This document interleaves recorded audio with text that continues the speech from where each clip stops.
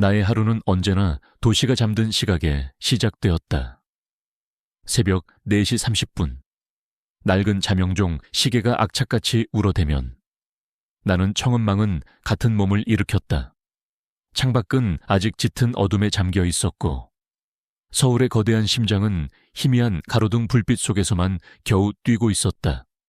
나는 옥탑방의 작은 창문으로 저 멀리 보이는 화려한 빌딩들의 스카이라인을 잠시 바라보았다. 저곳은 나와는 다른 종족들이 사는 다른 행성 같았다. 나의 첫 번째 일터는 여의도의 한 대형 오피스 빌딩이었다. 나는 그곳의 청소부였다. 모두가 퇴근한 텅 빈 사무실의 복도를 소독약 냄새와 함께 걸레질하며 나아갔다. 전무이사, 상무이사 같은 낯선 직함이 붙은 문들을 닦을 때마다 나는 유리창에 비친 내 초라한 모습을 보았다. 26, 한지원. 그것이 이 거대한 도시에서 나의 이름이었다. 동이틀 무렵. 나는 첫 번째 일을 마치고 나의 작은 옥탑방으로 돌아왔다. 한평 남짓한 방. 그곳에는 나의 유일한 가족이자 나의 삶의 이유인 남동생 민우가 잠들어 있었다. 나는 잠든 동생의 이마를 짚어보았다. 다행히 열은 없었다. 만성 신부전증을 앓고 있는 민우는 일주일에 3번씩 병원에서 투석을 받아야만 했다. 그 막대한 병원비를 감당하기 위해 나는 2개, 때로는 3개의 아르바이트를 해야만 했다. 나는 동생이 일어나면 먹을 흰죽을 끓여놓고 약을 챙겨놓은 뒤 다시 2번째 일터인 편의점으로 향했다. 어서 오세요. 감사합니다. 안녕히 가세요. 나는 영혼 없는 목소리로 인사를 반복했다. 취객의 주정, 진상 손님의 반말, 그 모든 것을 견뎌내는 것이 나의 일이었다. 손님이 없는 틈틈이 나는 계산대 밑에 놓아둔 낡은 회계 자격증 수험서를 펼쳐보았다. 이렇게 살 수는 없으니까 언젠가는 반드시 이 지긋지긋한 가난의 굴레를 끊어내고 민우에게 더 좋은 환경을 만들어 주어야 하니까 그날도 나는 밤늦게 편의점 아르바이트를 마치고 집으로 돌아가고 있었다. 지친 몸을 이끌고 텅 빈 골목길을 걷고 있었다. 바로 그때 내 발치에 채인 무언가가 있었다. 두툼한 검은색 가죽 지갑. 나는 주위를 둘러보았지만 골목 안에는 나 혼자뿐이었다. 나는 지갑을 주워 열어보았다. 그 안에는 신분증과 카드 몇 장, 그리고 가지런히 꽂혀있는 5만원권 지폐 뭉치가 있었다. 나는 떨리는 손으로 돈을 세어보았다. 300만 원. 그것은 나와 내 동생이 2달을 버틸 수 있는 생활비이자 민우의 병원비였다. 순간 악마의 속삭임이 들려오는 듯했다. 아무도 못 봤어. 이건 하늘이 내게 준 기회야. 이 돈만 있으면 너랑 민준이 당분간은 숨통이 트일 거잖아. 나는 마른 침을 삼켰다. 눈앞이 아찔했다. 이 돈만 있다면 이 지긋지긋한 걱정에서 잠시나마 벗어날 수 있었다. 하지만 그 순간 내 머릿속에 아주 희미한 기억 하나가 떠올랐다. 아주 어렸을 때 아빠의 무릎에 앉아 들었던 이야기. 지원아, 아빠는 가난해도 괜찮아. 하지만 부끄럽게는 살지 말자. 하늘을 우러러 한 점 부끄러움 없는 사람이 되자. 그 목소리, 나는 그 목소리를 배신할 수 없었다. 나는 지갑 속 신분증을 확인했다. 그리고 그 지갑의 주인이 혹시나 돌아올까 싶어 차가운 길 모퉁이에 시멘트 바닥에 주저앉았다. 뼛속까지 스며드는 피로감과 주머니 속 돈의 유혹을 필사적으로 견뎌내며 나는 하염없이 기다렸다. 1시간이 지났을까? 저 멀리서 한 중년 남자가 무언가를 필사적으로 찾으며 허둥지둥 달려오고 있었다. 내가 그에게 다가가 지갑을 내밀자 그의 얼굴은 안도감과 놀라움으로 가득 찼다. 그는 지갑 안의 현금이 그대로 있는 것을 확인하고는 내게 몇 번이고 허리를 숙여 감사 인사를 했다. 학생, 정말 고맙네. 정말 고마워. 내가 사례를 하고 싶은데. 그는 지갑에서 30만 원을 꺼내 내게 쥐어주려 했다. 나는 단호하게 고개를 저으며 뒷걸음질 쳤다. 아닙니다. 저는 당연히 해야 할 일을 했을 뿐입니다. 나는 그 말을 남기고 뒤도 돌아보지 않고 나의 옥탑방을 향해 걸었다. 주머니는 비어 있었지만 내 마음은 그 어느 때보다도 떳떳하고 단단했다. 집에 도착하자 민우가 기침을 하며 나를 맞았다. 누나, 또 늦었네. 힘들지 않니? 하나도 안 힘들어. 우리 민우, 오늘 약은 잘 챙겨 먹었어. 나는 동생의 등을 토닥이며 미리 끓여놓은 죽을 데워주었다. 우리는 나란히 앉아 늦은 저녁을 먹었다. 동생이 조잘거리는 학교 이야기를 들어주는 그 시간이 나의 유일한 행복이었다. 민우가 잠든 후 나는 설거지를 마치고 낡은 지갑을 열었다. 그리고 그 안에서 가장 소중한 보물을 꺼내 들었다. 20해가 넘어 빛이 바래고 가장자리가 달아빠진 낡은 사진 한 장. 그것은 내가 가진 부모님의 유일한 흔적이었다. 사진 속에는 젊고 행복한 남녀가 갓난아기인 나를 안고 환하게 웃고 있었다. 안경 너머로 보이는 아빠의 눈은 총명하고 선량했다. 엄마의 미소는 세상에서 가장 따뜻했다. 나는 부모님의 얼굴을 거의 기억하지 못했다. 내가 6살 때 두 분은 뺑소니 교통사고로 한나란시에 돌아가셨다. 내게 남은 것은 친척들로부터 전해 들은 몇 가지 단편적인 사실뿐이었다. 아버지는 작은 바이오 회사의 천재적인 연구원이었고 어머니는 그런 아버지를 지극히 사랑했던 사람이었다는 것, 나는 가끔 상상해보곤 했다. 만약 부모님이 살아계셨더라면 나의 삶은 어땠을까? 나도 다른 아이들처럼 아빠의 든든한 어깨와 엄마의 따뜻한 품 안에서 자랄 수 있었을까? 하지만 그것은 부질없는 상상일 뿐이었다. 나는 사진을 다시 지갑 깊숙이 넣었다. 그리고 작은 옥탑방 창문 너머로 괴물처럼 반짝이는 서울의 야경을 내려다보았다. 나는 지쳐 있었고 몸은 쑤셔왔으며 내일 내야 할 월세 걱정에 잠을 이룰 수 없었다. 하지만 나는 부서지지 않았다. 나는 가난했지만 결코 비굴하지 않았다. 세상은 내게 아무것도 주지 않았지만 단 하나, 부모님이 남겨주신 정직하게 사는 법만은 빼앗아가지 못할 것이다. 내일도 나는 나의 방식으로 떳떳하게 살아갈 것이다. 나는 그날 밤에도 나의 이 다짐이, 그리고 나의 이 초라한 삶이 상상조차 할 수 없는 거대한 폭풍의 중심으로 빨려 들어가게 될 것이라고는 꿈에도 생각하지 못하고 있었다. 지갑을 찾아준 그날 이후로도 나의 삶은 조금도 변하지 않았다. 여전히 새벽 4시 30분이면 알람 소리에 몸을 일으켰고 차가운 새벽 공기를 가르며 첫 번째 일터로 향했다. 나는 묵묵히 나의 하루를, 나의 가난을 견뎌냈다. 그러던 어느 날 우체국에서 등기 우편물이 도착했다는 통지서 한 장이 날아왔다. 월세 독촉장이거나 아니면 민우의 병원비 청구서일 것이라고 생각했다. 나는 일을 마친 후 무거운 발걸음으로 우체국에 들러 우편물을 수령했다. 봉투는 내가 예상했던 것과 달랐다. 두껍고 빳빳한 고급스러운 재질의 종이 봉투. 앞면에는 법무법인 정의라는 무게감 있는 명조체 로고가 찍혀 있었다. 나는 잠시 고개를 갸웃거렸다. 대한민국 3대 로펌 중 하나인 곳에서 나 같은 사람에게 무슨 일로 우편을 보냈을까? 나는 신종 보이스피싱 사기일지도 모른다고 생각하며 반쯤 의심하며 봉투를 뜯었다. 그 안에는 내 인생을 송두리째 뒤바꿔 놓을 한 장의 문서가 들어있었다.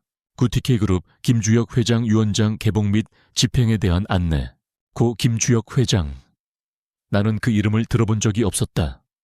나는 그저 신종 사기 수법이 참으로 정교해졌다고 생각하며 종이를 구겨 쓰레기통에 버리려 했다. 바로 그때 집으로 돌아온 동생 민우가 그 종이를 보았다. 누나, 이거 뭐야 몰라. 이상한 사기 우편인가 봐. TK그룹 회장 유언장이라는데. 나랑 무슨 상관이 있겠어. 민우는 내 손에서 종이를 받아들고는 자신의 스마트폰으로 무언가를 검색하기 시작했다. 누나, 이거 사기 아닌 것 같아. 법무법인 정의는 우리나라에서 제일 큰 로펌 중 하나고. TK그룹 김주혁 회장. 지난주에 심장마비로 돌아가신 거 뉴스에도 나왔어. 재산이 조 단위인 엄청난 부자였대. 민우의 말에 나는 잠시 멍해졌다. 진짜라고 하지만 왜 내게 나는 아무리 머리를 쥐어짜봐도 김주혁이라는 이름이나 TK그룹과 내 인생의 그 어떤 접점도 찾아낼 수 없었다. 분명 뭔가 착오가 있었을 거야. 동명이인이겠지. 가서 내가 아니라고 말하고 와야겠다. 괜히 귀찮은 일에 엮이기 싫어. 나는 그렇게 결론 내렸다. 약속된 날. 나는 내가 가진 옷 중에 가장 단정하고 깨끗한 옷을 골라 입고 버스를 몇 번이나 갈아타며 강남의 중심부에 있는 법무법인 사무실로 향했다. 나의 허름한 옥탑방 동네와는 완전히 다른 행성. 높이 솟은 유리 빌딩 숲과 값비싼 외제차들, 그리고 명품으로 온몸을 휘감은 사람들. 나는 그 풍경 속에서 마치 다른 종의 생물처럼 위축되었다. 로펌이 있는 빌딩의 로비는 궁전처럼 화려했다. 나는 잔뜩 주눅이 든 채 안내 데스크에 약속을 알렸다. 곧 비서로 보이는 한 여자가 내려와 나를 최상층의 한 회의실로 안내했다. 회의실 문이 열리는 순간 나는 숨을 멈췄다. 거대한 통유리창 너머로 서울의 정형이 파노라마처럼 펼쳐지는 그곳에는 이미 열댓 명의 사람들이 모여 있었다. 모두 값비싼 검은색 상복을 입고 있었다. 그들은 내가 들어서는 순간 모든 대화를 멈추고 나를 쳐다보았다.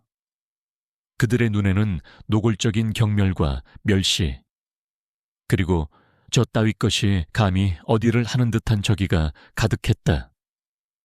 나는 그들의 시선에 찔려 그 자리에 얼어붙어 버렸다. 저 애는 누구야 글쎄. 옷차림 좀 봐. 어디서 굴러먹던 거지인 줄 알았네. 그들의 수군거림이 내 귀에 똑똑히 들려왔다. 그들 중에서도 유독 한 남자가 눈에 띄었다. 40대 중반으로 보이는 잘생겼지만 오만하고 잔인한 인상의 남자. 그는 나를 마치 신발 밑에 붙은 껌을 쳐다보듯 바라보고 있었다. 그가 바로 구 김주혁 회장의 외아들이자 TK그룹의 유일한 후계자로 알려진 김태석이었다. 그때 상석에 앉아있던 한 여성이 자리에서 일어나 내게 다가왔다. 날카로운 지성과 따뜻한 공감을 동시에 가진 듯한 눈빛의 중년 여성이었다. 한지원 씨 맞으시죠? 저는 고인의 유언 집행을 맡은 박민영 변호사입니다. 이쪽으로 와서 앉으세요. 그녀는 이 살벌한 분위기 속에서 유일하게 내게 온기를 보여준 사람이었다. 나는 그녀의 안내를 받아 회의실 가장 구석자리에 조용히 앉았다. 잠시 후 박민영 변호사가 유언장을 꺼내 들고 낭독을 시작했다.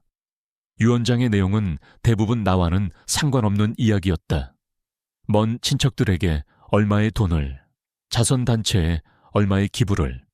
나는 그저 이 모든 것이 빨리 끝나고 한지원이라는 이름에 착오가 있었다는 사실이 밝혀지기만을 기다리고 있었다. 김태석은 지루하다는 듯이 다리를 꼬고 앉아 오만한 표정으로 창밖을 보고 있었다. 그리고 마침내 박 변호사는 유언장의 마지막, 가장 중요한 부분을 읽기 시작했다. 그녀의 목소리는 방 안의 모든 사람들의 신경을 집중시켰다. 나의 남은 모든 자산, 즉 TK그룹의 내 소유 지분 전체와 모든 부동산 및 금융자산을 합친 약 2천억 원 상당의 유산은 모두가 숨을 죽였다. 김태석의 입가에 희미한 미소가 떠올랐다. 단 한 사람에게 그 모든 것을 남긴다. 서울특별시 마포구 합정동 한지원 씨에게 박 변호사가 나의 주소를, 나의 이름을 정확하게 호명했다. 정적 몇 초간 회의실 안에는 완전한 정적이 흘렀다. 모두가 자신의 귀를 의심하는 듯 했다. 그리고 그 정적은 김태석의 절규와 함께 산산조각 났다. 말도 안 돼.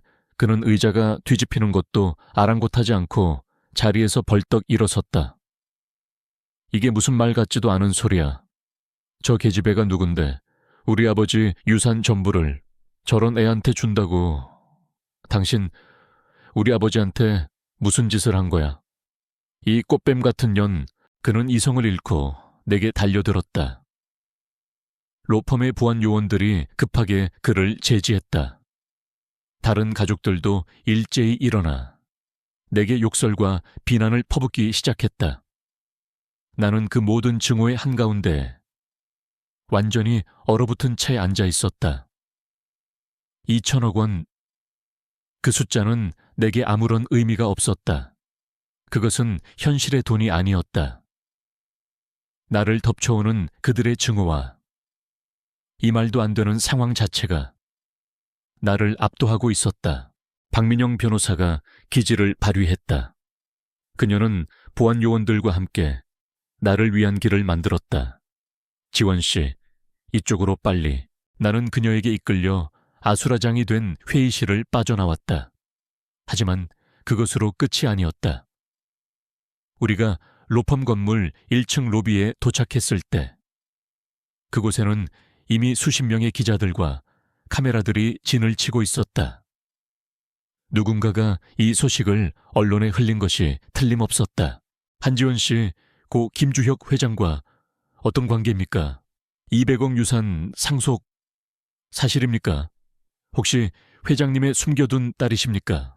카메라 플래시가 사방에서 터졌고 마이크들이 내 얼굴 앞으로 무자비하게 쇄도했다. 나는 눈을 뜰 수도 소리를 들을 수도 없었다. 나는 그저 빛과 소음의 한가운데에 갇힌 겁에 질린 작은 짐승일 뿐이었다. 나의 평범하고 초라했던 익명의 삶은 그렇게 산산조각 나고 있었다. 박 변호사는 나를 데리고 미리 준비된 검은색 세단을 향해 필사적으로 돌진했다. 우리는 겨우 채에 올라탔고 차는 기자들을 뒤로 한 채 빠르게 그곳을 빠져나갔다. 나는 뒷좌석에 웅크린 채 온몸을 사시나무처럼 떨고 있었다. 나는 돈에 대해 생각하고 있지 않았다. 나는 그저 두려웠다. 내 삶에 닥친 이 거대한 재앙이 너무나도 무서웠다. 차가 광화문 사거리를 지날 때였다. 건물 외벽에 거대한 전광판 뉴스 속보에 방금 전 기자들에게 둘러싸여 어쩔 줄 몰라 하던 내 얼굴이 나오고 있었다. 그리고 그 옆으로 큼지막한 자막이 떠올랐다. 재벌 총수 200억 원의 유산을 20대 의문의 여성에게. 나는 어제까지 그저 가난한 아르바이트생이었다. 하지만 오늘 나는 온 국민이 아는 20개의 주인공이 되었다. 이 지폐 100억 원. 그 숫자는 내게 아무런 의미가 없었다. 그것은 나를 구원할 축복이 아니었다. 그것은 내 삶을 송두리째 집어삼킬 거대한 재앙의 시작이었다. 나를 태운 검은색 세단은 기자들의 추격을 따돌리고 서울의 심장부에 있는 한 최고급 레지던스 호텔의 지하 주차장으로 미끄러져 들어갔다. 박민영 변호사는 충격으로 온몸이 굳어버린 나를 데리고 아무도 우리를 알아보지 못하는 비상용 엘리베이터를 통해 최상층의 한 스위트룸으로 향했다. 방문이 열리는 순간 나는 다시 한번 다른 세상에 들어온 듯한 이질감을 느꼈다.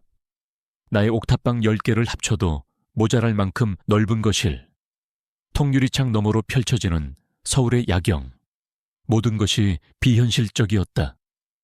박 변호사는 내게 따뜻한 차를 한 잔 건네주었지만 나는 아무것도 마실 수 없었다. 나는 그저 소파 구석에 몸을 웅크린 채 내가 방금 겪은 일들을 이해하려고 애썼다. 200억 원. 김태석의 증오에 찬 얼굴. 나를 향해 쏟아지던 카메라 플래시. 지원 씨, 한참의 침묵 후 박 변호사가 내 앞에 앉으며 입을 열었다.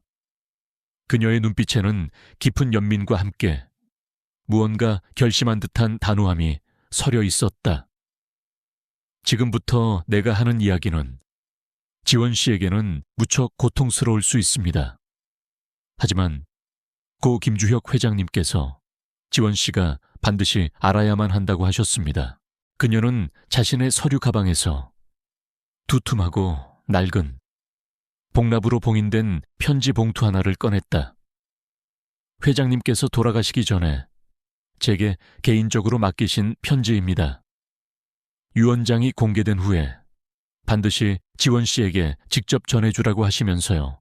나는 떨리는 손으로 그 편지를 받아들었다. 봉투 위에는 붓으로 쓴 듯한 힘있지만 어딘지 모르게 떨리는 글씨체로 한지원 양에게라고 적혀 있었다. 나는 천천히 봉인을 뜯고 그 안의 편지를 꺼내 들었다. 그것은 수십 장에 달하는 길고 긴 고백서였다. 편지는 이렇게 시작되었다. 나의 죄를 고백하며 한지원 양에게 이 편지를 읽고 있을 때쯤이면 나는 이미 이 세상 사람이 아니겠지. 그리고 너는 갑작스러운 유산 상속으로 인해 큰 혼란과 고통 속에 있을 것이다. 먼저 너의 삶을 이토록 큰 혼란에 빠뜨린 것에 대해 이 늙고 죄 많은 사람이 용서를 구한다. 나는 숨을 죽이고 편지를 읽어 내려갔다. 그 안에는 한 남자의 성공 신화 뒤에 감춰진 추악하고 끔찍한 진실이 담겨 있었다. 김주혁 회장과 나의 아버지. 한수연 박사는 젊은 시절 둘도 없는 친구이자 같은 대학 연구실에서 꿈을 키우던 동료였다. 두 사람은 가난했지만 세상을 바꿀 수 있는 획기적인 바이오 기술을 개발하는 데 성공했다. 하지만 나의 아버지는 순수한 학자였고 김주혁은 야심가였다. 그는 그 기술을 이용해 투자를 받으려 했지만 투자자는 특허의 단독 소유권을 요구했다. 나는 내 친구를, 내 형제를 배신했다네. 나는 수연이 몰래 우리의 공동 연구 결과를 내 단독 명의로 특허 출원했고 그 기술을 팔아 TK그룹의 초석을 다졌지. 수연이는 뒤늦게 이 사실을 알게 되었고 내게 모든 것을 원상복구하라고 요구했네. 그는 나를 언론에 고발하려 했어. 편지를 읽는 내 손이 가늘게 떨리기 시작했다. 나는 두려웠다네. 내가 이룬 모든 것을 잃게 될까봐. 그래서 나는 내 인생 최악의 용서받을 수 없는 죄를 저지르고 말았지. 나는 내가 아는 폭력배들을 시켜 그를 겁만 주라고 지시했네. 그가 입을 다물게만 만들라고. 하지만 일이 잘못되었어. 그들은 실수를 가장해 너의 아버지와 어머니가 탄 차를 들이받았다네. 그것은 사고가 아니었어. 명백한 살인이었지. 쿵, 내 세상이 다시 한번 무너져 내렸다. 우리 부모님은 불운한 사고로 돌아가신 것이 아니었다. 그들은 살해당한 것이었다. 그리고 그 배후에는 지금 내게 200억 원이라는 천문학적인 돈을 남긴 바로 이 남자가 있었다. 나는 구역질이 치밀어 올라 화장실로 달려갔다. 하지만 아무것도 나오지 않았다. 나는 텅 빈 위를 개워내며 차가운 타일 바닥에 주저앉아 오열했다. 나의 모든 삶이, 나의 정체성이 거대한 거짓 위에 세워져 있었다. 한참을 운 뒤 나는 비틀거리며 다시 거실로 나왔다. 그리고 편지의 마지막 부분을 읽어 내려갔다. 나는 지난 20년간 단 하루도 죄책감에서 벗어나 본 적이 없네. 나는 멀리서, 너희 남매가 고아원에서, 그리고 옥탑방에서 힘들게 살아가는 모습을 지켜봐야만 했지. 너의 정직하고 성실한 모습 속에서 나는 내 친구 수연이의 모습을 보았다네. 이 유산은 선물이 아니야. 이것은 나의 피 묻은 속죄다. 내가 너의 아버지에게서 훔친 기술로 벌어들인 돈의 일부일 뿐이야. 부디 이 돈으로 너의 아버지가 누리지 못했던 삶을 살아가길 바란다. 그리고 나를 용서하지 말아다오. 이것이 나의 유일한 그리고 마지막 참회다. 편지가 내 손에서 힘없이 떨어졌다. 200억 원. 그 돈은 더 이상 나를 혼란스럽게 하는 숫자가 아니었다. 그것은 나의 부모님의 목숨 값이었다. 피비린내, 나는 돈이었다. 나는 그 돈을 가질 수 없었다. 아니, 가져서는 안 됐다. 나는 눈물을 닦았다. 내 눈에는 더 이상 슬픔이나 충격이 아닌 차갑고 푸른 불꽃이 타오르고 있었다. 나는 박민영 변호사를 돌아보았다. 이 돈, 저는 원하지 않아요. 내 목소리는 놀랍도록 차분했다. 저는 진실을 원해요. 20년 전, 제 부모님을 죽인 살인자들이 법의 심판을 받게 하고 싶어요. 그리고 도둑맞은 제 아버지의 명예를 되찾고 싶어요. 나의 그 말에 박민영 변호사의 얼굴에 희미한 미소가 떠올랐다. 회장님께서도 지원 씨가 그렇게 말할 것이라고 예상하셨습니다. 바로 그때 그녀의 말이 끝나기도 전에 스위트룸의 TV에서 긴급 속보가 흘러나왔다. 화면에는 김태석이 기자들에게 둘러싸여 인터뷰를 하는 모습이 나오고 있었다. 그는 슬픔에 잠긴 유족의 얼굴을 한 채 교묘하게 준비된 거짓말들을 쏟아내고 있었다. 저는 지금 너무나 큰 충격과 슬픔에 빠져 있습니다. 평생을 저희 아버님 곁에서 기생하며 돈을 뜯어내려던 한지원이라는 여자가 아버님의 유산을 모두 가로챘습니다. 그녀는 전형적인 꽃뱀입니다. 저는 우리 가문의 명예를 지키기 위해서라도 저 사기꾼의 정체를 반드시 밝혀낼 것입니다. 대중은 자극적인 이야기에 열광했다. 인터넷 포털 사이트에는 순식간에 내 신상 정보가 퍼져나갔고 200억 상속녀, 희대의 꽃뱀이라는 제목의 기사들이 도배되기 시작했다. 내 핸드폰으로는 차마 입에 담을 수 없는 욕설과 비난의 댓글들이 쉴 새 없이 쏟아졌다. 그리고 그때 다시 한번 전화가 울렸다. 발신자 표시, 제한 번호. 내가 받자 수화기 너머로 기계로 변조된 듯한 섬뜩한 목소리가 흘러나왔다. 네가 감히 우리 것을 건드려 상속 포기각서에 도장 찍어. 내 아픈 동생 놈까지 무사하고 싶으면 알아서 기는 게 좋을 거야. 그들은 민우에 대해 알고 있었다. 나는 공포로 온몸이 차갑게 식는 것을 느꼈다. 김태석은 여론을 이용해 나를 사회적으로 매장하는 동시에 어둠 속에서는 폭력으로 나를 협박하고 있었다. 나는 이제 두 개의 전선에서 거대한 제국과 싸워야만 했다. 나는 두려웠다. 하지만 나는 더 이상 도망칠 곳이 없는 옥탑방의 가난한 소녀가 아니었다. 내게는 이제 200억 원이라는 거대한 무기가 있었다. 그리고 무엇보다 내 부모님의 명예를 되찾아야 한다는 결코 꺾이지 않을 이유가 있었다. 나는 박민영 변호사를 보았다. 그녀의 눈은 준비됐습니까? 라고 묻고 있었다. 나는 굳게 고개를 끄덕였다. 네, 준비됐어요. 나의 전쟁은 그렇게 시작되었다. 내가 머무는 레지던스 호텔의 스위트룸은 나의 새로운 감옥이 되었다. 황금으로 만들어진 감옥. 나는 더 이상 나의 옥탑방으로 돌아갈 수 없었다. 그곳은 이미 기자들과 유튜버들의 24시간 감시 초소가 되어 있었다. 나는 창밖을 내려다보았다. 내가 평생을 벌어도 하룻밤 묵을 수 없는 이 호화로운 공간에서 나는 세상과 완벽하게 단절되어 있었다. 나의 새로운 일과는 TV와 인터넷을 통해 세상이 나를 어떻게 괴물로 만들어가는지를 지켜보는 것이었다. 모든 뉴스 채널이 나의 이야기를 떠들어댔다. 그들은 나의 가난했던 과거를 샅샅이 파헤쳐 가난을 무기 삼아 외로운 노인에게 접근한 계획적인 사기꾼이라는 프레임을 씌웠다. 내가 아르바이트를 했던 편의점과 청소업체까지 찾아가 내 동료들에게 내 대한 악의적인 인터뷰를 유도했다. 인터넷의 익명성 뒤에 숨은 사람들은 나를 향해 돌을 던지는 것을 하나의 오락처럼 즐기고 있었다. 이 100억이면 평생 먹고 살겠네. 몸이라도 팔았나. 저런 년 때문에 진짜 선량한 상속자들이 피눈물 흘리는 거지. 동생 아픈 걸로 동정심 유발해서 접근했네. 소름 돋는다. 그들의 날카로운 말들은 비수가 되어 내 심장에 박혔다. 나는 이제 더 이상 한지원이 아니었다. 나는 대한민국 전체의 적이자 탐욕의 상징이 되어 있었다. 나의 가장 큰 걱정은 동생 민우였다.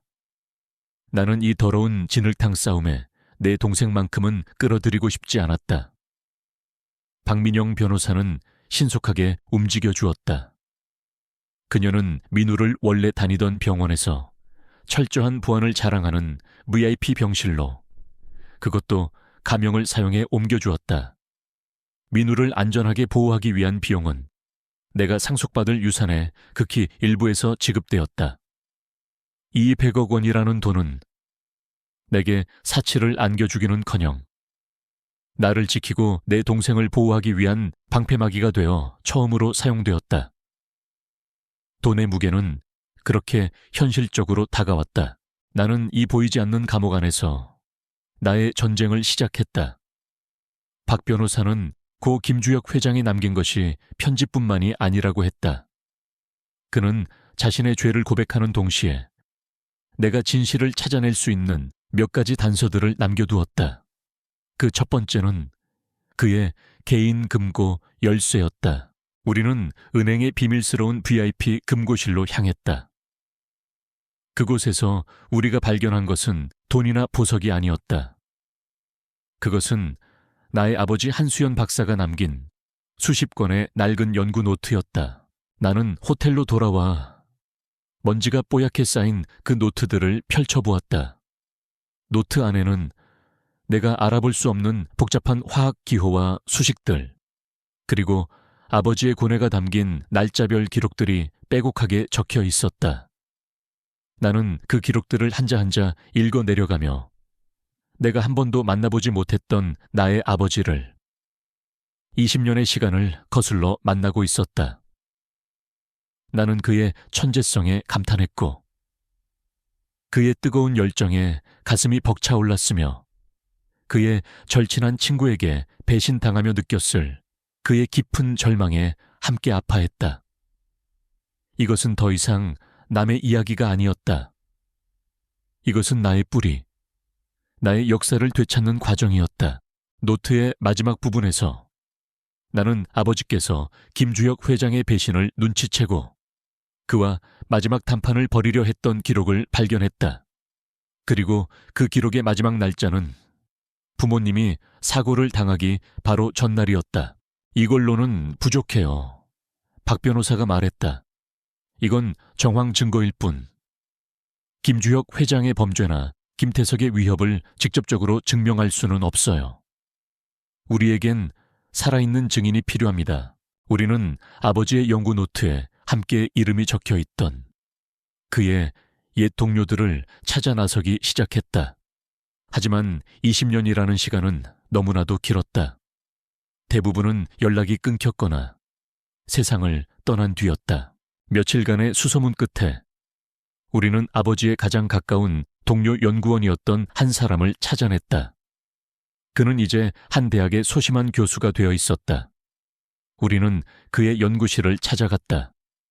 내가 아버지의 이름을 그리고 TK그룹의 이름을 꺼내자마자 그의 얼굴은 공포로 하얗게 질렸다. 모르는 일입니다. 나는 아무것도 모릅니다. 제발 돌아가 주십시오. 저에게는 지켜야 할 가정이 있습니다. 그는 우리를 거의 쫓아내다시피 했다.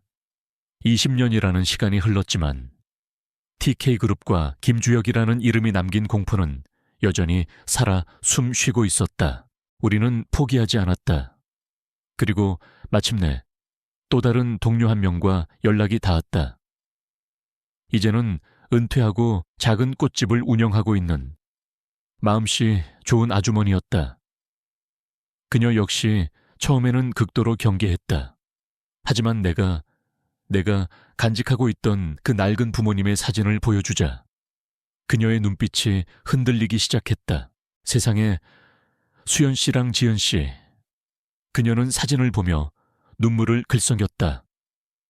그녀는 나의 아버지를 세상에서 가장 똑똑하고 선량했던 사람으로 기억하고 있었다. 그리고 나의 어머니를, 그런 아버지를 그림자처럼 내조했던 아름다운 사람으로 기억했다. 그 기술, 분명 수연 씨와 김주혁, 그 인간이 함께 개발한 거였어요. 우리 연구실 사람들 모두가 아는 사실이었지. 그런데 어느 날 갑자기 그 기술이 김주혁 이름으로 특허가 나고 수연 씨는 배신감에 몸부림쳤어요. 그이가 김주혁을 찾아가서 따지겠다고 나간 바로 다음 날이었어.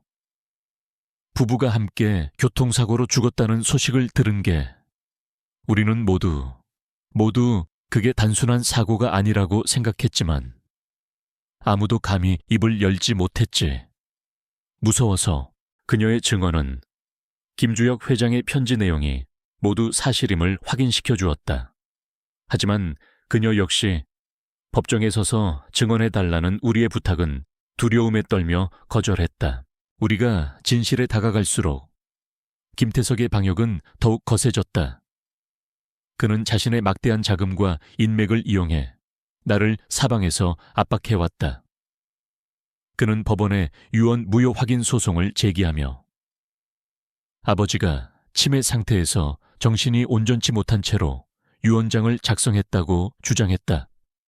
그 때문에 내가 상속받을 유산은 법원의 판결이 나기 전까지 동결되었다. 내가 쓸 수 있는 돈은 박 변호사가 미리 빼내어 확보해둔 극히 일부의 비상금뿐이었다. 그리고 그의 위협은 이제 물리적인 형태로 나타나기 시작했다. 어느 날 밤, 내가 머무는 호텔 방문 앞에 피를 흘리는 죽은 쥐가 놓여 있었다. 박 변호사가 운전하는 차를 낯선 검은색 차량이 아슬아슬하게 위협하며 따라붙기도 했다. 나는 더 이상 언론의 공격을 받는 스캔들의 주인공이 아니었다. 나는 언제 죽을지 모르는 명백한 살해 위협의 대상이 되어 있었다. 나는 지쳐가고 있었다. 이 모든 싸움을 포기하고 그저 내 동생과 함께 조용히 살고 싶다는 생각이 들었다. 그날도 나는 지친 몸을 이끌고 민우가 입원한 병실을 찾았다. 민우는 병실 침대에 누워 태블릿 PC로 내 대한 뉴스를 보고 있었다. 아이는 나를 보더니 그 맑고 커다란 눈으로 내게 물었다. 누나? 아이의 목소리는 불안하게 떨리고 있었다. TV에서 사람들이 하는 말, 진짜야 누나. 나쁜 사람이야. 그 질문은 그 어떤 협박보다도 그 어떤 비난보다도 내 가슴을 아프게 찔렀다. 세상 모두가 나를 손가락질하고 어둠 속의 악당들이 내 목숨을 위협해도 나는 흔들리지 않을 수 있었다. 하지만 내 동생의 저 맑은 눈동자 속의 작은 의심만큼은 내가 견딜 수 없는 것이었다. 그 순간 나의 모든 두려움이 꺾이지 않을 거대한 결의로 변했다. 나는 내 동생의 손을 잡았다. 아니, 민우야, 절대로 아니야. 누나는 나쁜 사람이 아니야. 그리고 우리 아빠, 엄마도 마찬가지야. 세상 사람들이 지금은 오해하고 있지만 누나가 반드시 증명해 보일게. 우리 부모님이 얼마나 훌륭한 사람이었는지, 그리고 진실이 무엇인지를 나는 동생의 눈을 보며 맹세했다. 나는 이제 나 자신만을 위해 싸우는 것이 아니다. 나는 내 동생에게, 그리고 세상에게 모든 것을 증명해야만 한다. 이 싸움에서 나는 절대로 질 수 없다. 절대로 동생 민우의 그 한마디는 내 안에 남아있던 마지막 두려움을 불태워버리고 강철 같은 의지를 심어주었다. 나는 더 이상 물러설 곳도 물러설 이유도 없었다. 나는 내 동생의 믿음을 그리고 돌아가신 부모님의 명예를 지켜내야만 했다. 나와 박민영 변호사는 새로운 국면을 맞이했다. 우리는 더 이상 방어만 할 수 없었다. 김태석이 또 다른 거짓을 꾸며내기 전에 우리가 먼저 20년 전 사고의 진실을 증명할 수 있는 결정적 증거를 찾아내야만 했다. 사고 현장의 첫 번째 목격자 혹은 사고를 처리했던 경찰 모두 소용없을 겁니다. 20년이라는 시간은 너무나 길고 김주혁 회장의 힘은 그들의 입을 막기에 충분했을 테니까요. 박 변호사가 말했다. 우리에게 필요한 것은 이 사건의 유일한 공범자, 바로 당시 트럭을 운전했던 그 운전사입니다. 우리는 20년 전 경찰 조사 기록을 다시 뒤져 당시 과실치사로 가벼운 형을 선고받았던 트럭 운전사의 신원을 확인했다. 그의 이름은 이강식, 하지만 그는 형을 살고 나온 뒤 개명을 하고 종적을 감춘 상태였다. 나는 비상금으로 남아있던 돈의 상당 부분을 유능한 사립탐정을 고용하는 데 썼다. 돈이 물처럼 빠져나갔지만 나는 조금도 아깝지 않았다. 이것은 진실을 사기 위한 최소한의 비용이었다.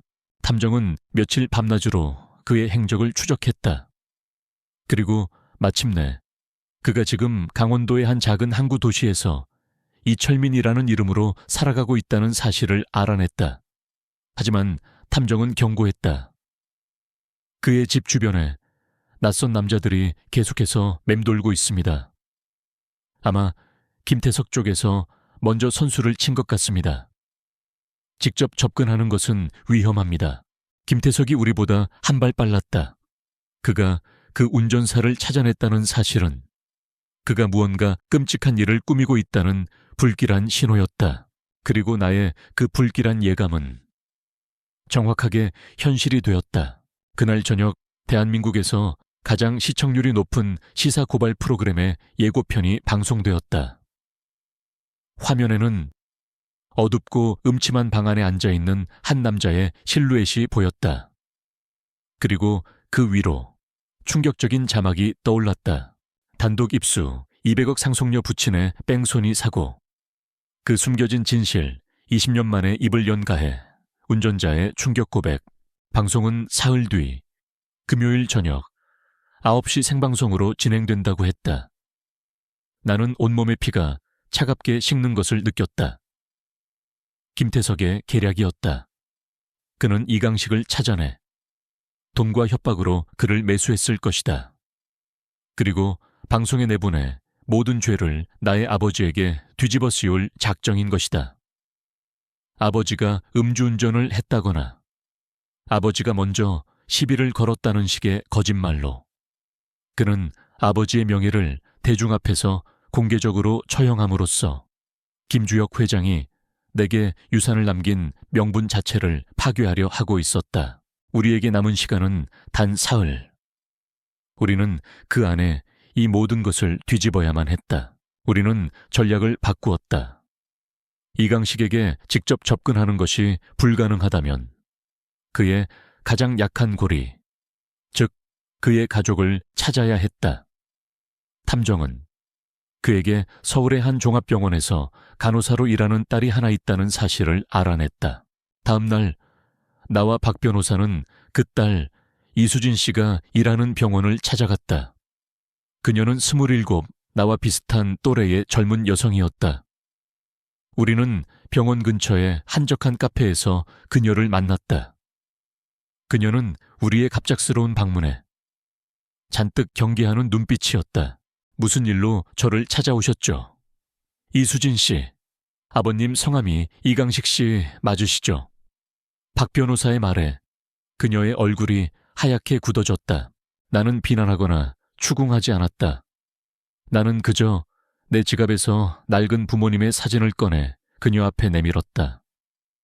20년 전 수진 씨 아버님이 운전하시던 트럭과 사고가 났던 분들이에요. 저의 부모님입니다. 그녀는 사진을 보더니 입술을 깨물었다. 저는 아무것도 몰라요. 아빠는 그저 운이 나빴던 사고였다고만 하셨어요. 수진 씨, 나는 그녀의 손을 잡았다.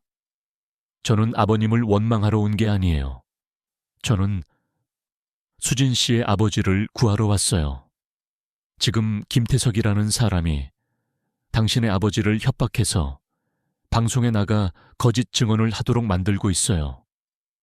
이대로라면 당신의 아버지는 전 국민 앞에서 거짓말쟁이가 되고 평생을 죄책감 속에서 살아가게 될 거예요. 김태석은 당신의 아버지를 자신의 아버지가 제 아버지를 이용했던 것처럼 똑같이 이용하고 버릴 겁니다. 제발 저희를 도와주세요. 수진 씨의 아버지가 괴물이 되지 않도록 막아주세요.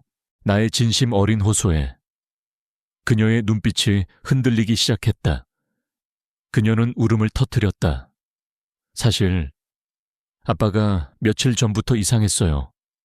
매일 밤 악몽을 꾸셨고 낯선 사람들이 집 주변을 맴돈다며 두려워하셨어요. 제게는 아무 말씀도 안 하셨지만 뭔가 끔찍한 일에 휘말리셨다는 걸 직감했어요. 그녀는 희망의 첫 단서였다. 그날 밤 나는 호텔로 돌아와 깊은 절망감에 빠져 있었다. 이수진 씨의 마음을 돌렸지만 그것만으로는 부족했다. 김태석의 기자회견을 막을 결정적인 한 방이 필요했다. 바로 그때 박민영 변호사가 나를 찾아왔다. 그녀의 손에는 아주 낡은 카세트 테이프 하나가 들려 있었다. 지원 씨, 사실 회장님께서 제게 남기신 것이 편지뿐만이 아니었습니다. 그녀는 떨리는 목소리로 말했다. 돌아가시기 직전 제게 이 테이프를 주시며 말씀하셨어요. 만약 한지원이라는 아이가 모든 진실을 감당할 만한 힘과 의지를 보인다면 그때 이 마지막 고백을 들려주게라고요. 저는 지원 씨가 그럴 자격이 충분하다고 생각합니다. 우리는 낡은 카세트 플레이어를 구해 테이프를 넣었다. 칙 하는 소리와 함께 테이프가 돌아가기 시작했다. 그리고 그 안에서 죽은 김주혁 회장의 늙고 쇠약한 목소리가 흘러나왔다. 그것은 그의 마지막 육성 유언이자 상세한 범죄 자백이었다. 그는 20년 전 트럭 운전사 이강식을 어떻게 돈으로 매수했는지, 어떻게 사고를 위장해 나의 부모님을 살해하도록 지시했는지를 아주 상세하고 구체적으로 고백하고 있었다. 그의 목소리에는 깊은 죄책감과 회한이 담겨 있었다. 이것은 그 어떤 증거보다도 강력한 반박 불가능한 스모킹 건이었다. 이제 모든 무기는 준비되었다. 우리는 김태석의 계획을 역이용하기로 했다. 그가 직접 마련한 그 거대한 무대, 그 기자회견장에서 그의 모든 거짓을 까발리고 그를 심판하기로 우리는 이수진 씨를 다시 만났다. 우리는 그녀에게 김주혁 회장의 육성 고백을 들려주었다. 모든 것을 알게 된 그녀는 아버지를 구하기 위해 우리와 함께 싸우기로 결심했다. 기자회견 당일 아침 나는 상복이 아닌 단순하지만 단단하고 전문적인 느낌을 주는 흰색 블라우스를 입었다. 나는 더 이상 슬픔에 잠긴 유족이 아니었다. 나는 진실을 위해 싸우는 전사였다. 나는 마지막으로 민우의 병실을 찾았다. 아이는 내 손을 잡으며 말했다. 누나, 나는 누나를 믿어. 그리고 아빠랑 엄마도 꼭 이기고 와. 동생의 그 한마디가 내게 100만 대군과도 같은 힘을 주었다. 나는 박민영 변호사와 함께 기자회견장이 열리는 방송국으로 향했다. 수많은 카메라와 기자들이 진을 치고 있었다. 김태석은 나를 공개적으로 처형하기 위해 가장 큰 무대를 마련했다. 하지만 그는 몰랐다.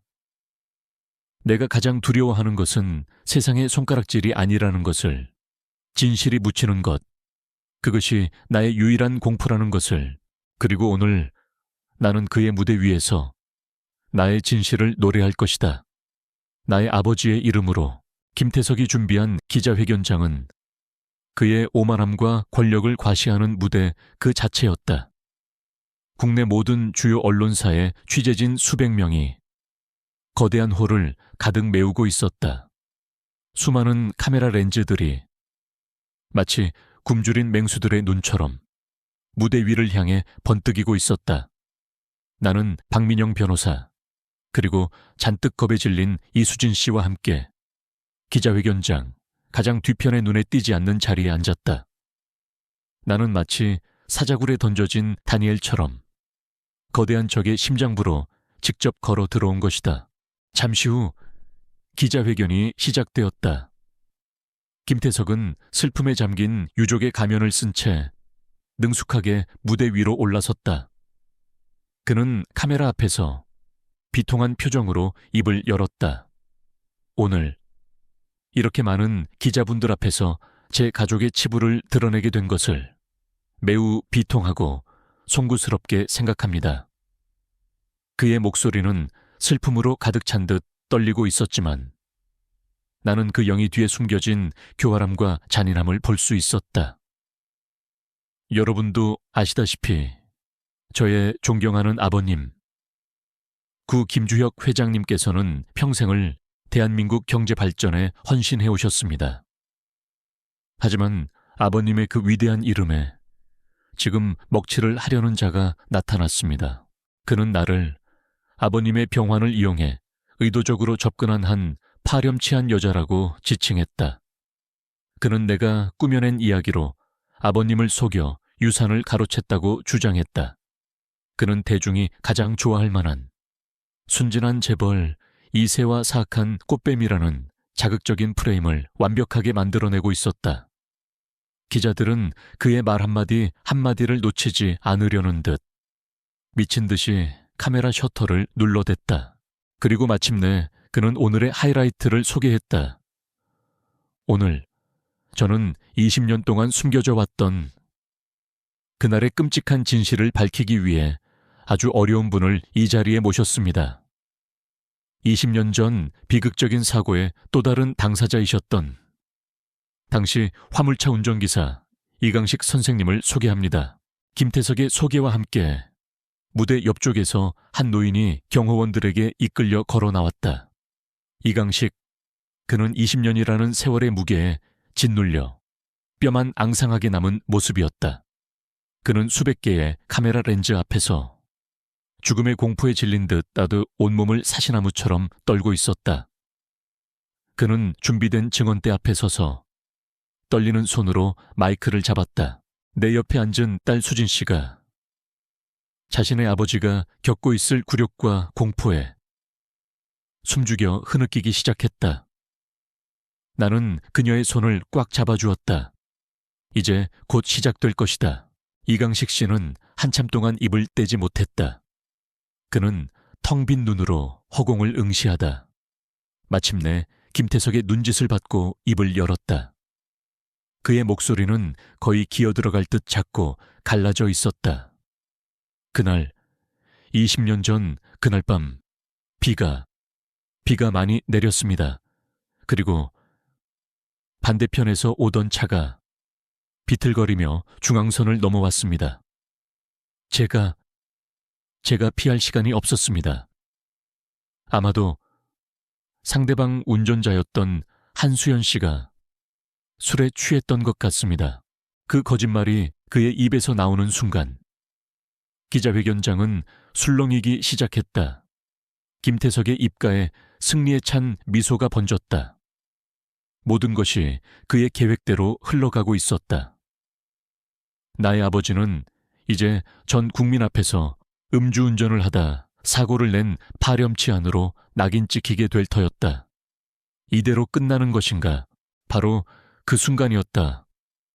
거짓말, 얼음장처럼 차갑고 날카로운 외침이 기자회견장의 모든 소음을 갈랐다.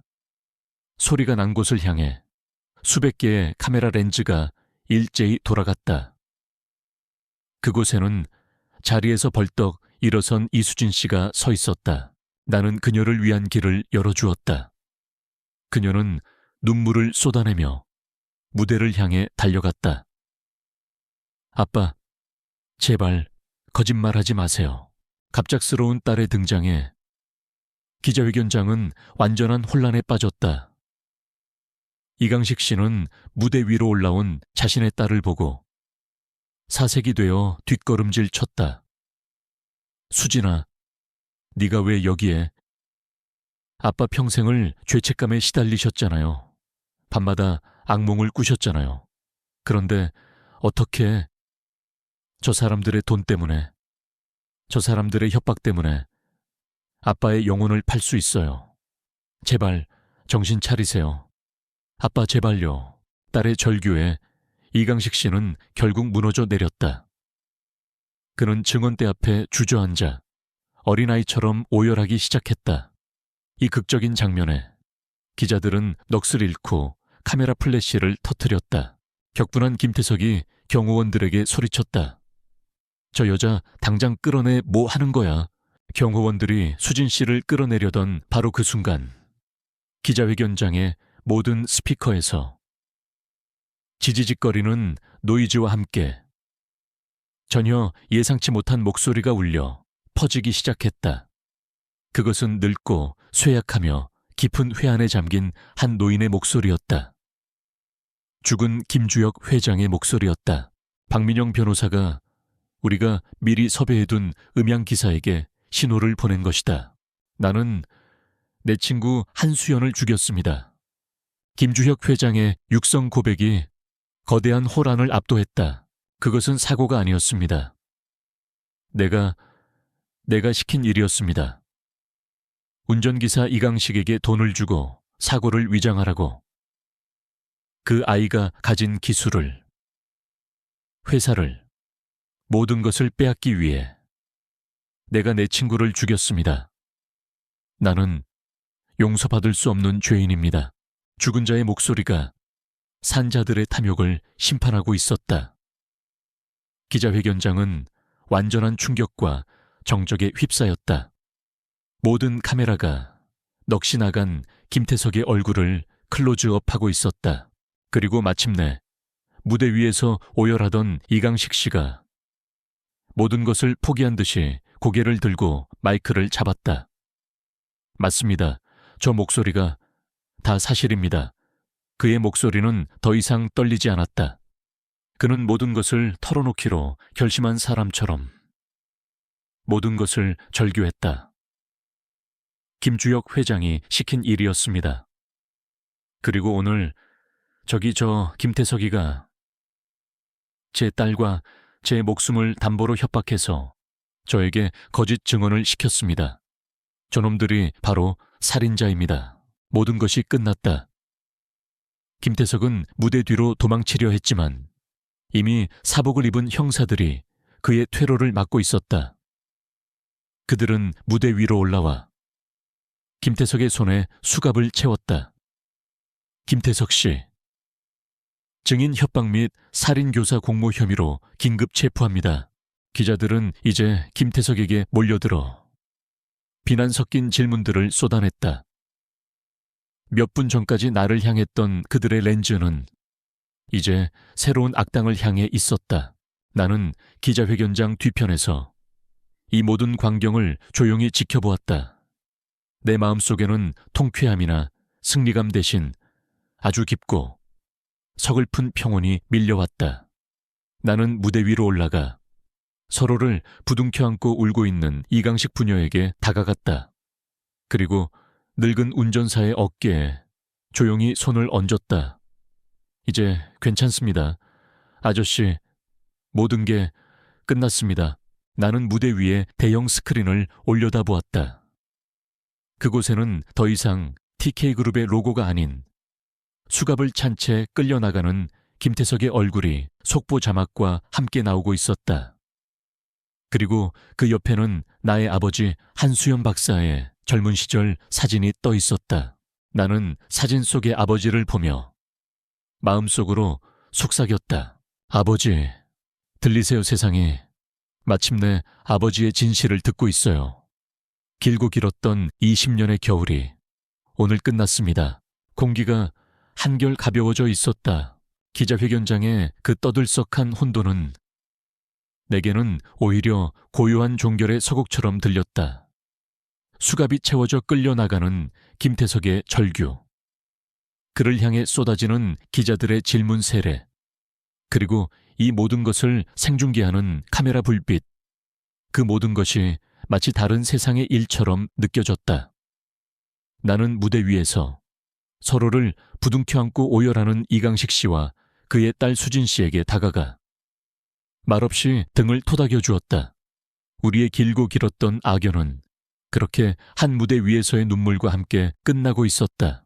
그날 밤 나와 박민영 변호사는 경찰서에서 참고인 조사를 받았다.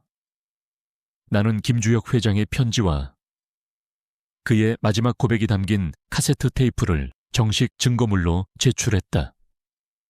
조사를 받는 내내 형사들의 눈빛은 이전과는 달랐다. 그들의 눈에는 더 이상 나를 향한 의심이 아닌 존중과 연민이 담겨 있었다. 경찰서를 나설 때 입구에는 또다시 수많은 기자들이 진을 치고 있었다. 하지만 이번에는 분위기가 완전히 달랐다. 그들의 질문에는 더 이상 비난이나 호기심 어린 잔인함이 없었다. 한지원 씨, 이제 진실이 밝혀졌는데 심경이 어떠십니까? 앞으로의 계획은 어떻게 되십니까? 나는 잠시 멈춰 서서 그들의 카메라를 정면으로 응시했다. 박 변호사가 내 곁을 지켜주었다.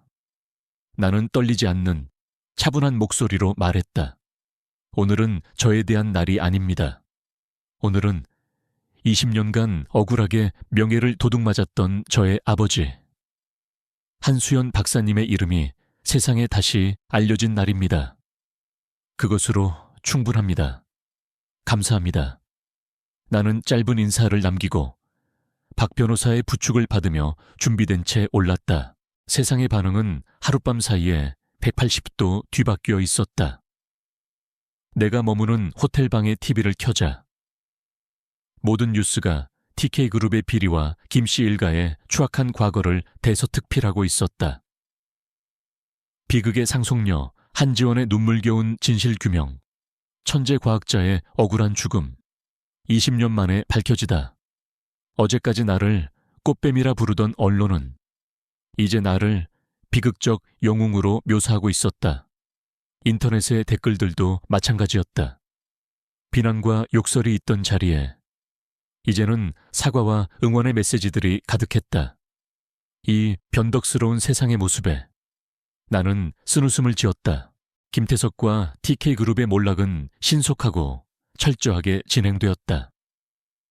김태석은 증거인멸 및 증인 협박, 살인교사 공모 등의 혐의로 구속 수감되었고 재벌 2세라는 신분도 그를 구해주지 못했다.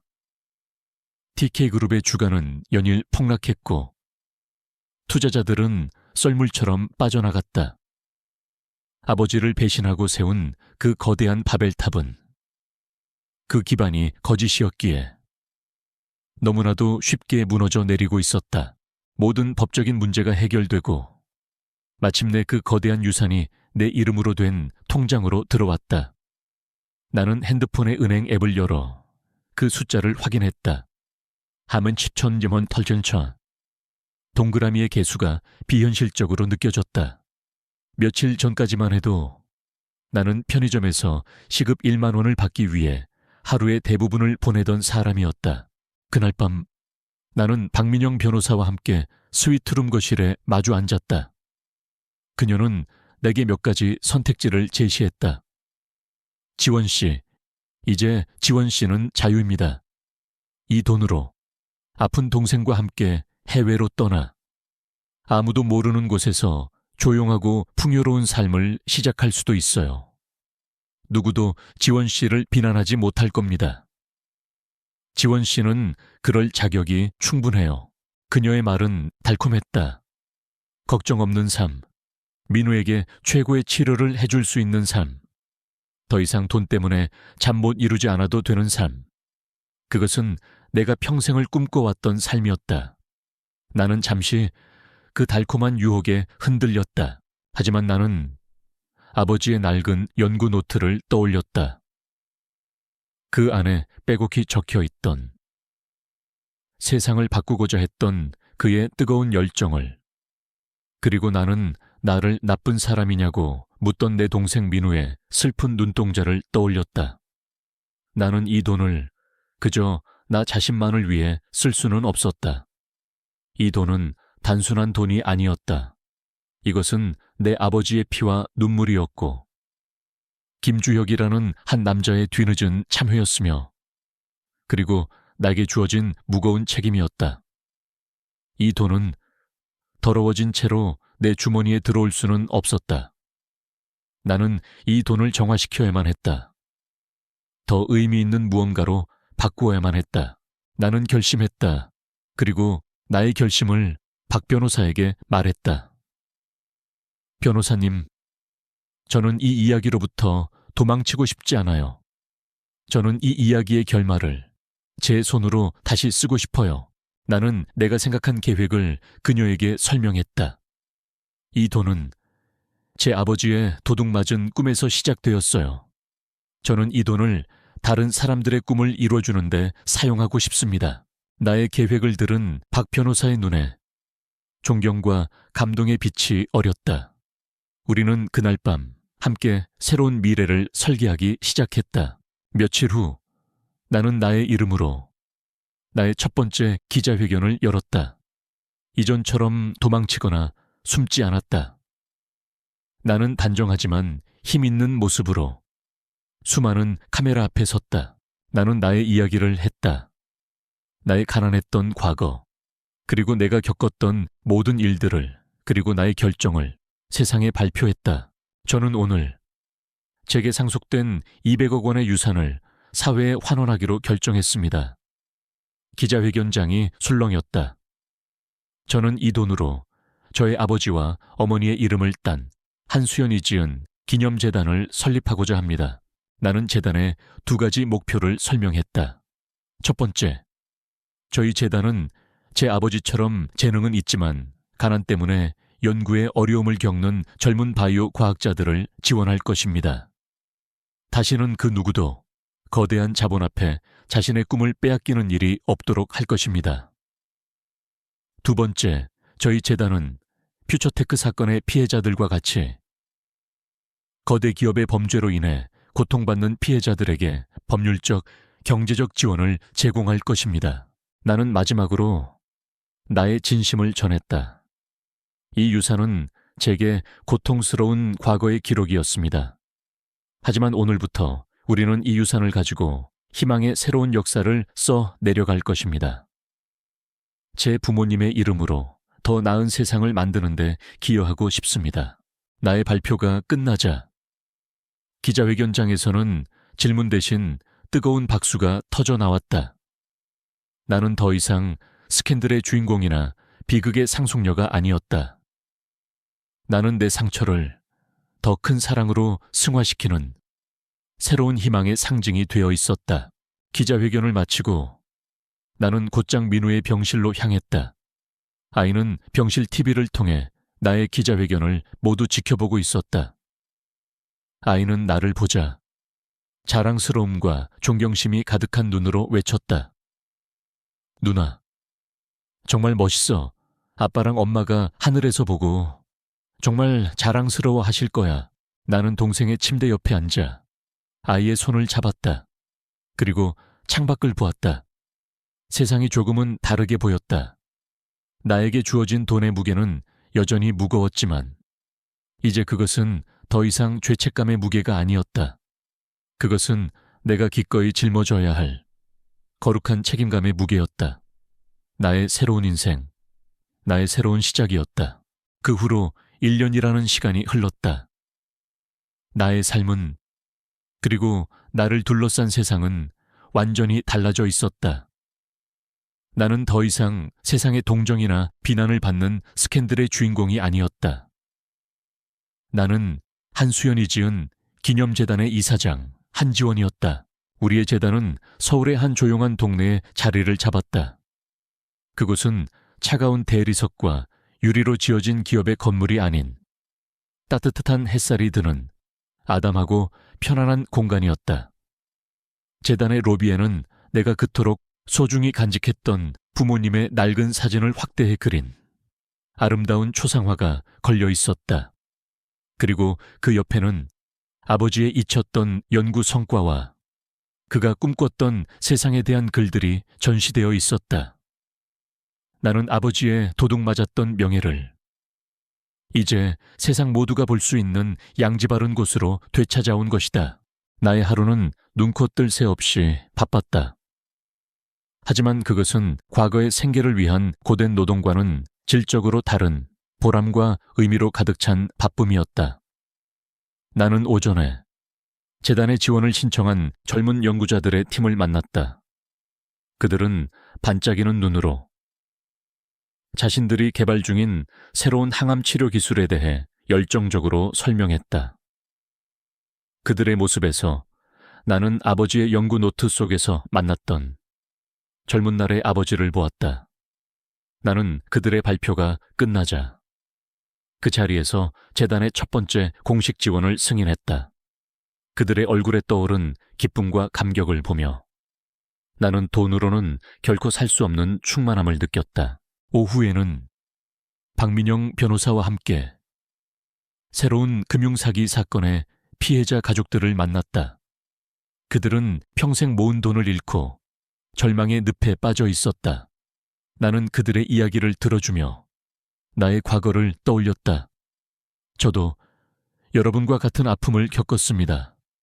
세상이 끝난 것 같고 아무도 내 편이 없는 것 같으시겠죠.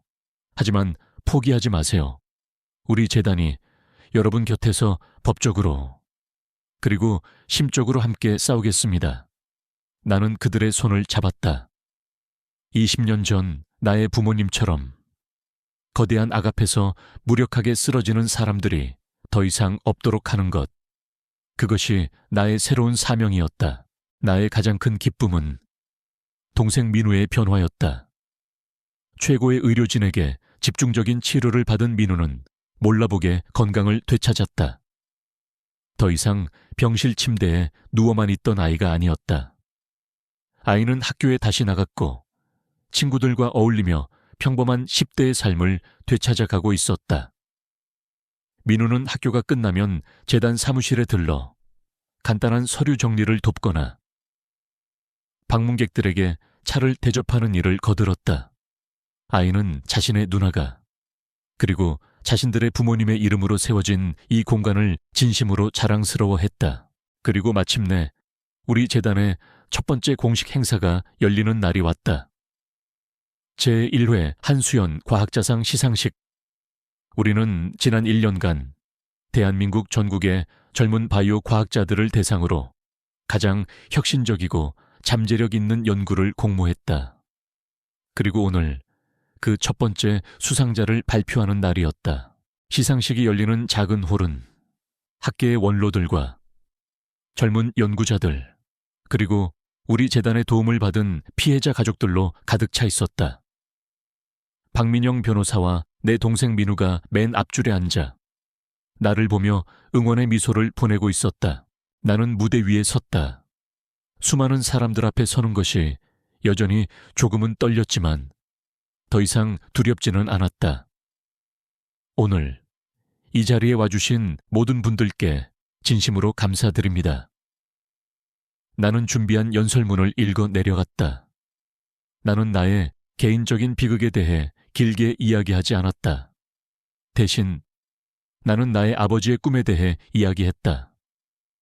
질병으로 고통받는 사람들이 없는 세상을 꿈꿨던 한 과학자의 순수한 열정에 대해, 그리고 그 꿈이 거대한 탐욕에 의해 어떻게 짓밟혔는지에 대해. 저희 아버님의 꿈은 20년 전 멈췄습니다. 하지만 저는 오늘 그 멈춰섰던 꿈을 다시 이어가고자 합니다. 한수연 과학자상은 단순히 상금을 수여하는 상이 아닙니다. 이것은 제2, 제3의 한수연들이 돈이나 권력의 위협 없이 오직 인류를 위한 위대한 연구에만 몰두할 수 있도록 우리가 그들의 단단한 방패막이가 되어주겠다는 약속입니다. 연설을 마치고 나는 첫 번째 수상자를 발표했다. 수상자는 가난한 지방대 출신의 한 젊은 여성 과학자였다. 그녀는 획기적인 희귀병 치료 물질을 발견했지만 연구비가 부족해 프로젝트가 중단될 위기에 처해 있었다. 20년 전 나의 아버지와 너무나도 닮아있는 모습이었다. 그녀는 떨리는 발걸음으로 무대 위로 올라왔다. 나는 그녀에게 상패와 함께 거액의 연구 지원금이 담긴 봉투를 전달했다. 그녀는 눈물을 흘리며 수상 소감을 말했다. 저는 제 꿈을 포기해야 한다고 생각했습니다. 하지만 오늘 이 재단은 저에게 연구비를 지원해 준 것이 아닙니다. 저에게 희망을 주셨습니다. 한수연 박사님의 고귀한 뜻을 이어받아 세상의 아픈 사람들을 위해 제 모든 것을 바치겠습니다. 그녀의 진심 어린 소감에 홀 안에서는 뜨거운 박수가 터져 나왔다. 나는 그 박수 소리를 들으며 하늘에 계신 부모님께서도 지금 이 순간을 보고 계실 것이라고, 그리고 자랑스러워 하실 것이라고 믿었다. 시상식이 모두 끝나고 텅 빈 홀에 나 홀로 남았다. 나는 무대 옆에 걸린 부모님의 새로운 초상화를 향해 걸어갔다. 내 지갑 속 낡은 사진을 바탕으로 국내 최고의 화가가 그려준 그림이었다. 그림 속에서 부모님은 20년 전에 가장 행복했던 그 모습 그대로 따뜻한 미소로 나를 내려다보고 있었다. 나는 더 이상 낡고 비극적인 사진 뒤에 숨어 부모님을 추억하지 않았다. 나는 이제 세상 모두가 볼 수 있는 이곳에서 부모님의 명예를 당당하게 기리고 있었다. 박 변호사가 조용히 내 옆으로 다가왔다. 두 분 모두 정말 자랑스러워 하실 겁니다. 지원 씨, 나는 그림 속의 부모님을 보며 나직이 대답했다. 이제는 저도 제 자신이 조금은 자랑스러워요. 나는 초상화 속 아버지의 손 위로 나의 손을 가만히 포개었다. 내게 주어진 200억 원의 유산. 그것은 피로 얼룩진 죄의 대가였다. 하지만 나는 이제 그 돈의 주인이 아니었다. 나는 그 돈을 올바른 곳으로 흘려보내는 관리인이자 아버지의 못다 이룬 꿈을 이어가는 상속자였다. 나는 그 끔찍한 비극의 유산을 수많은 사람들을 위한 희망의 유산으로 바꾸어냈다. 이 10년간 나를 짓눌렀던 부모님의 부자라는 길고 길었던 겨울은 마침내 끝났다. 그리고 오늘 나는 나의 힘으로, 나의 의지로 나의 두 번째 봄을 활짝 피워내고 있었다. 그 봄은 이제 나뿐만이 아닌 더 많은 사람들의 세상 속에서 새로운 희망의 씨앗들을 널추을 것입니다. 나는 그림 속 부모님을 향해 내 생에 가장 평온하고 가장 충만한 미소를 지어 보였다.